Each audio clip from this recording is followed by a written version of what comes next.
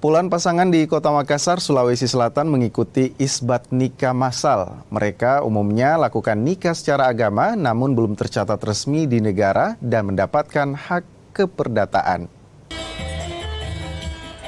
Suasana bahagia menyelimuti 33 pasangan ini. Mereka akhirnya bisa tercatat secara resmi sebagai pasangan suami istri. Pasangan ini umumnya telah menikah secara agama namun belum tercatat. Dengan isbat nikah massal ini, puluhan pasangan ini pun resmi diakui negara sebagai pasangan suami istri. Pada saat kita buka pendaftaran, itu ada sekitar 250 pendaftar.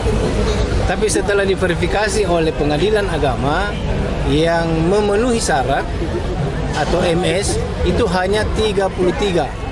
Satu non-muslim, 32 muslim.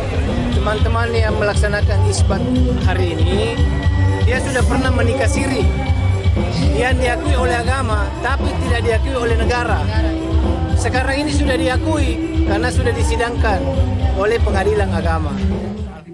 Isbat nikah massal yang digelar pemerintah Kota Makassar bekerja sama dengan Pengadilan Agama dan Kantor Urusan Agama di Tribun Lapangan Karebosi Makassar. Selain mengesahkan pernikahan, para peserta juga mendapatkan perubahan status di KTP dan kartu keluarga. Semua dilaksanakan tanpa pungutan biaya alias gratis. Arif Tirtana, Kompas TV Makassar, Sulawesi Selatan.